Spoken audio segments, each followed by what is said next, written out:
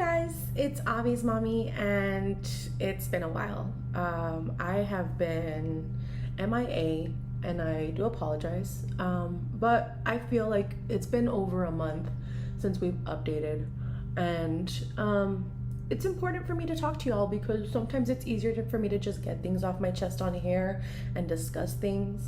And then sometimes it's just to spread awareness. So I'm actually getting ready right now to go to Avi's follow-up appointment. His follow-up appointment. Every Friday we do a parental guidance to see how he's meeting his goals in therapy, and see what we need to do here at home to implement, and just progress in general, which is really great because sometimes he does things there that he doesn't do here, and vice versa. And with the difference of environment, it's hard for us to be like, oh yeah, like our environment is exactly like it is at the ABA facility, when in reality it's not. And he has a lot more freedom to do what he wants here without a lot of structure, because while I do have organized play with him, oftentimes I'm busy doing other things. I'm doing laundry, making dinner, cleaning up the kitchen, whatever have you. And it's not the exact same experience that he's getting in structured play or in a structured area like ABA. So every Friday, it's super important for us to attend these, just these follow-ups, just these parental guided developmental settings. So I also wanted to talk to y'all because the month of May is Mental Health Awareness Month. And Mental Health Awareness Month, I find, is super important. If you don't know what that is, it's bringing awareness to just your mental stability and your mental health. Not everybody deals with pain, with anger, with heartache, with love the same way, and it can take a toll on your mental health, especially after COVID hit and the confinement started. There was a big peak in people who were struggling with mental health, and they couldn't find help because they were stuck at home all day. They couldn't see their therapist regularly, and this actually kind of pushed forward this whole online therapy thing that they started doing with BetterHelp and these other brands or companies that offer therapy from home. But another thing that I wanted to talk to y'all about, that's dark. Another thing that I wanted to talk to y'all about was the correlation that I've learned between autism and a lot of other mental health things. I don't know how to put it properly into words, but mental health issues. So I've been studying mental health, like BPD and OCD, dyslexia, ADHD, Tourette's. It's a long list of mental health disorders or mental health disabilities, mental disabilities or delays that are affected, and they actually have strong ties to autism, which is weird because you would never think that dyslexia and autism they go hand in hand. I wouldn't have thought that. I would have thought dyslexia is dyslexia or ADHD is ADHD, But it turns out that because they all involve different parts of the brain, you often see overlap. And it's a thing on TikTok that made me laugh recently, where they say, oftentimes as adults not getting diagnosed, we're like, well, I didn't know I was autistic. I thought I was like everybody else around me. But we gather in groups. We associate with people who are similar to us based on our own neurodivergence. So ADHDers kind of huddle together and become friends. I'm sorry, I look crazy. People with dyslexia or autism, ASD, social, because they're not diagnosed with autism, they have social anxieties or whatever have you, and they kind of group together in this family of introverts. And it's super interesting to find this out, because if you think about it, when you see a person or you hear a person has BPD, bipolar disorder, and you think, oh man, they must have these extreme explosive moments of anger or joy or whatever, and it must be super stressful for them, or for like their family. But then you see a person who has ASD, autism, and they also struggle with those same emotional outbursts because their body and their brain don't know how to regulate emotion. So oftentimes you see a person with ASD and they have like this very somber personality, like they don't smile often, they kind of just like go about in a robotic state, is what it's kind of explained as. But then when they do experience emotions, it's kind of like super heightened, like they're like super angry, or they're super happy and elated, and they scream and they clap and they do all these things, or they throw a tantrum and they throw themselves on the floor and they have an anxiety attack.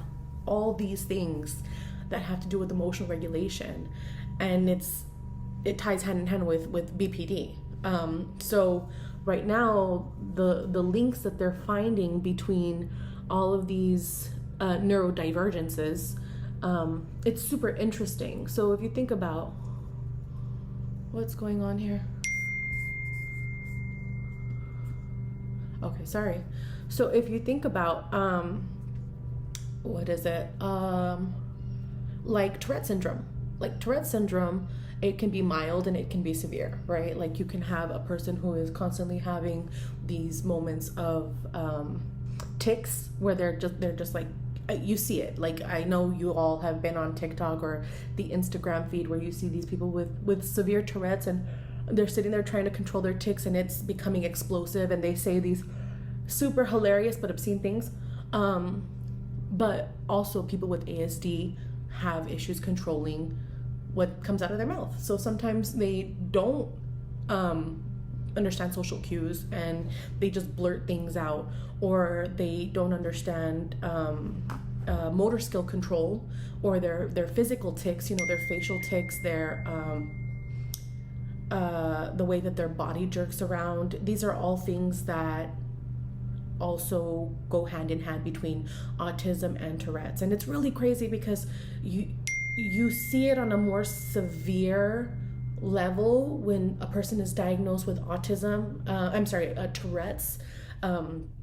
A person who is diagnosed with like official Tourette's, because they have these like uncontrollable moments, and like their facial triggers or their verbal triggers can go like hyperstimulated. And a person with autism, they don't really have that super hyperstimulation on a constant like repeat. It'll happen like every so often. They'll have these moments where they have like tics, but the tics are similar. The vocal stimulations are similar. It's just on a level of severity. So again, that's just how neurodivergence works. And you don't think of Tourette's or BPD or even ADHD as a neurodivergence. It's just now coming to light. We think of ADHD oftentimes as like too much sugar, or the person, they're just super hyperactive. It's just like a super hyperactive kid. But it's not. It's the way that their body is processing their hyperactivity and the need to be constantly moving or constantly thinking and constantly doing multiple tasks all at once. My husband has ADHD, and sometimes I'm like, slow down, give me one step-by-step, a play-by-play of what we're doing, because we're doing too much all at once, and I'm an organized person, so I need to know like A B C D E F G. You would think with a 3-year-old I would know my ABCs, but yeah. So ADHD, it's about hyperstimulation. It's about multitasking. It's about the way your brain is just constantly running on an infinite thing. They become overwhelmed and they kind of overstimulate as well. And the same thing goes with people with ASD. ASD, it's also, you see kids who have autism and they're bouncing off the walls, but it's because their bodies need that stimulation. Their bodies need to be constantly moving, or they're constantly like blah blah blah blah blah, making noises, the vocal stimulations that we've talked about. And it seems like it can be ADHD and autism, and oftentimes you do see that crossover. It's crazy how the mind works, is what I'm trying to get at. So for this month of May, I was I wanted to talk about mental health because I find mental health is super important, especially in this day and age where not everybody is 100% comfortable with going out there and making friends and meeting people on the fly or whatever. I find it super important for it to be discussed in a setting where, if you find yourself being alone and you need somebody to talk to, there are options. You do have the option to find online counseling.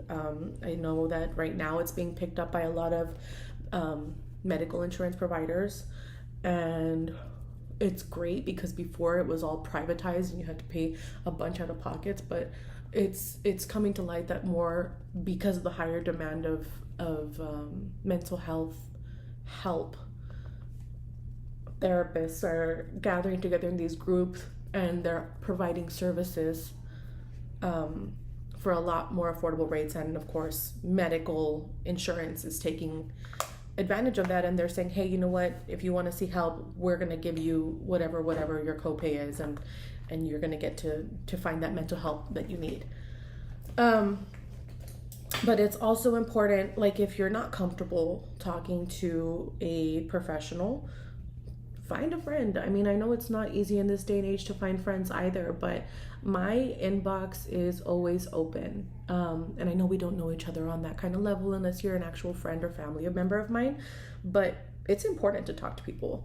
And it's important to like get things off your chest and make your feelings known, because sometimes we sit there and we stew and we let it, vibrate inside of us, and it ends up exploding in this huge time bomb, and the people around us end up hurt more than they should.